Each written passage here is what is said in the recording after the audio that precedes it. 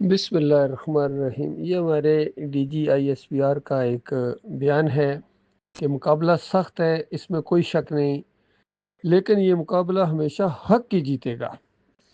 چند دن پہلے بھی ان کا ایک بیان آیا تھا جس کے اوپر میں نے اپنا ویڈیو بھی اور تفسیر بھی بیان کی ہے کہ نبی علیہ السلام جب فتح مکہ کے دن داخل ہو رہے تھے مکہ میں، اور پھر اس کے بعد بتوں کو توڑ رہے تھے اور وہ آیت پڑھ رہے تھے کہ حق آ گیا اور باطل مٹ گیا، اور باطل مٹنے کی چیز ہے۔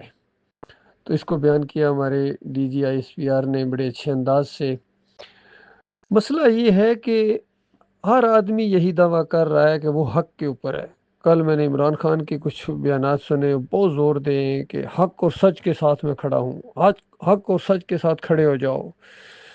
اسی طرح جتنے یہ فرقے ہیں سارے اپنے آپ کو حق کے اوپر کہتے ہیں۔ بریلوی دیوبندی دعویٰ کرتے ہیں کہ حق کے ساتھ آ جاؤ، تبلیغی جماعت والے کہتے ہیں کہ حق کے راستے میں ہمارا ساتھ دو، یہ جہادی تنظیمیں بھی ساری کی ساری، رافضی بھی، قادیانی بھی یہی کہتے ہیں، حتیٰ کہ یہ کرسچن ہیں، یہودی ہیں، وہ بھی اپنے آپ کو حق کے اوپر سمجھتے ہیں۔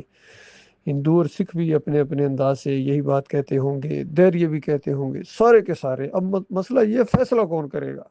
جائے تو انسان جائے کہاں؟ بہرحال آخری فیصلہ تو اللہ کی عدالت میں ہوگا بھائی، کہ حق کے اوپر کون تھا، کون حق کے اوپر کھڑا تھا، اور کون حق سے بیزار تھا لیکن نعرے لگا رہا تھا کہ حق کے ساتھ آ جاؤ۔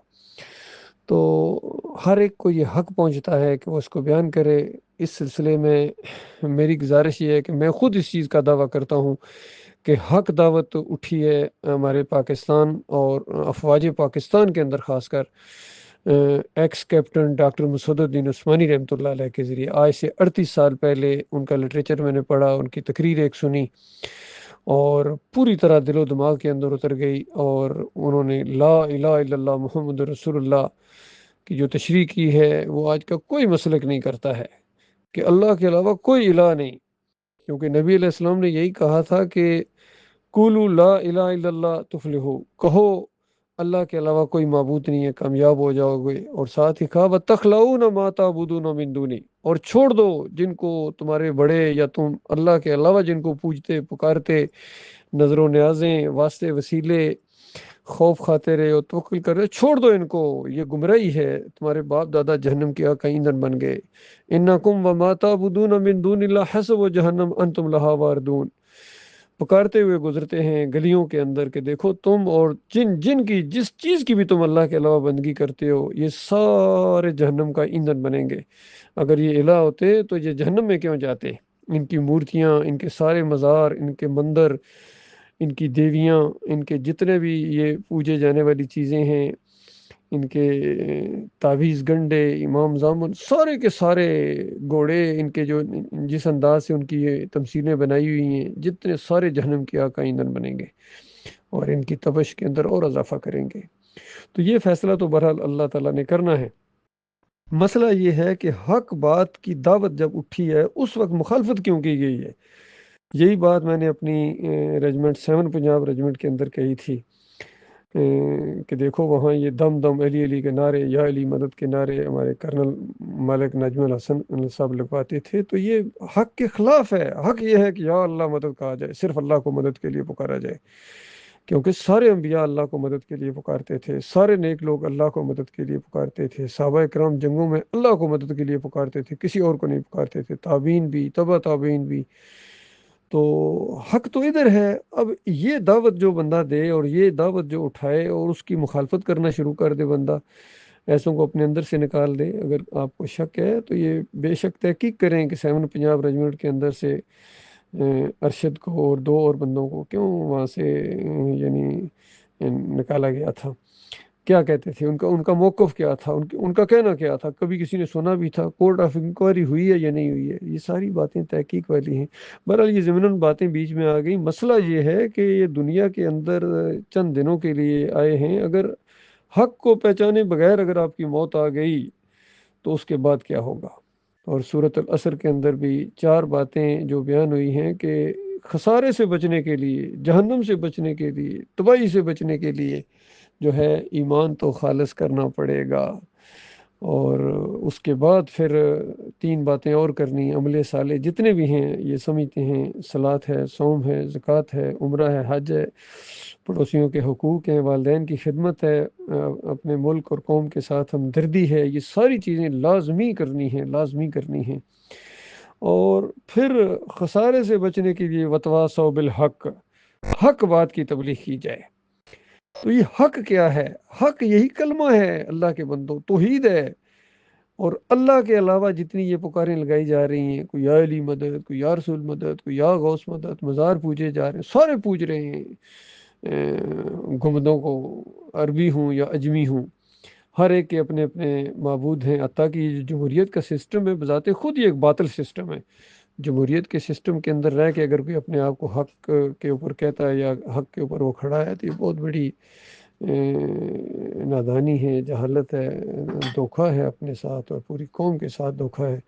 اور یہ دھوکہ جن کے ساتھ کیا جائے گا، مرنے کے بعد وہ اپنے بڑوں کے گریبان پکڑیں گے، علماء کے گریبان پکڑیں گے، یہ ان کے پیچھے چلنے والے پیروں کے گریبان پکڑیں گے، یہ ان کے مرید استادوں کے گریبان پکڑیں گے، ان کے جتنے شاگرد ہیں اور سیاسی لوگوں کے، ان کے ووٹر جو ہیں گریبان پکڑیں گے، اسی طرح آفیسرز کے گریبان پکڑیں گے، جوان کہ تم نے ہمیں دھوکہ دیا، فراڈ کیا ہمارے ساتھ۔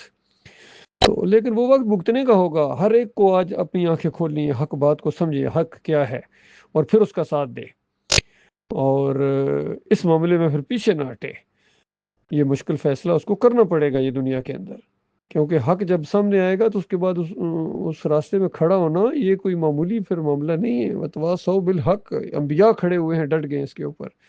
نبی علیہ السلام کو جب آفر دی جاتی تھی کہ دولت لے لو، بادشاہی لے لو، تو نبی علیہ السلام نے کہا ایک ہاتھ پر سورج رکھ دو، ایک ہاتھ پر چاند رکھ دو، تب بھی میں اپنے مشن سے پیچھے نہیں ہٹوں گا، یا یہ دعوت غلبہ پکڑے گی یا میری جان جائے گی۔ اس انداز سے ہم ان کے امتی ہیں، اور پھر کام نہیں چھوڑنا ہے، حق کے ساتھ کھڑے رہنا ہے، کھڑے رہنا، چاہے اکیلے رہ جاؤ، ایک ہاتھ بھی آپ کی حمایت میں نہ اٹھے، ایک آواز بھی ہم آواز نہ ہو، تب بھی آپ نے کھڑے رہنا ہے اور صبر کرنا ہے۔ وتواصوا بالصبر، اور صبر کرنے والوں کے لیے اللہ تعالیٰ نے اجر عظیم تیار کر کے رکھا ہوا ہے۔ اللہ صبر کرنے والوں کے ساتھ ہے، اور ہر مشکل مصیبت کے اندر جو صبر کے ساتھ اللہ کو پکارتے ہیں، وقالوا انا للہ و انا الیہ راجعون، جب بھی مشکل مصیبت آئے وہ کہتے ہیں ہم اللہ ہی کے ہیں، ہمیں اللہ ہی کی طرف لوٹ کر جانا ہے۔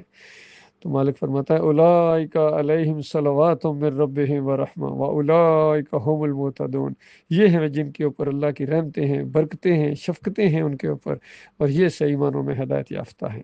تو یہ سارے سوچ لو میرے بھائیوں، آج یہ جتنے فرقے والے ہیں، کون سا فرقہ ہے جس کے عقیدے کے اندر شرک نہ ہو؟ بریلوی ہوں، دیوبندی ہوں، ان کے پاس جاؤ تو یہی نبی علیہ السلام کو عالم الغیب سمجھتے ہیں، پکاریں لگاتے ہیں، تعویذ گنڈا کرتے ہیں۔ اہل حدیث کہتے ہیں نبی علیہ السلام یہاں سے نہیں سنتے، قبر کے اوپر جا کے صلاۃ والسلام پڑھو تو سنتے ہیں۔ اس طرح سارے سننے کے قائل ہیں، عربی ہوں یا اجمی ہوں۔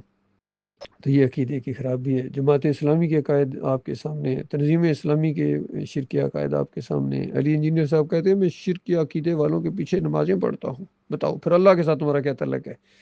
جس انداز سے انہوں نے انسانیت کو بڑا گمراہ کیا، یقین کیجیے، طارق جمیل ہوں، طارق القادری ہوں، جتنے ہیں، تقی عثمانی ہوں، یقین کیجیے ان میں سے کوئی بھی حق کے اوپر نہیں ہے، سارے باطل کے اوپر ہیں، سارے باطل کے اوپر ہیں۔ یہ میرا چیلنج ہے، کسی جگہ اس بات کے اوپر گفتگو ہو سکتی ہے، اور میں پوری طرح اپنے موقف کو ثابت کر سکتا ہوں کہ حق یہ ہے، لا الہ الا اللہ محمد رسول اللہ، اللہ کے علاوہ کوئی الہ نہیں، کوئی معبود نہیں، اور کوئی نظام نہیں چلے گا سوائے اسلام کے۔ یہ پکاریں، جتنی بھی شرکیہ پکاریں ہیں، یا تعویذ گنڈے ہیں، امام زامن، یا جتنے مشرکانہ یہ طریقے ہیں، اس کو بالکل یہ باطل ہیں، اور اس کا جنازہ اٹھنا چاہیے۔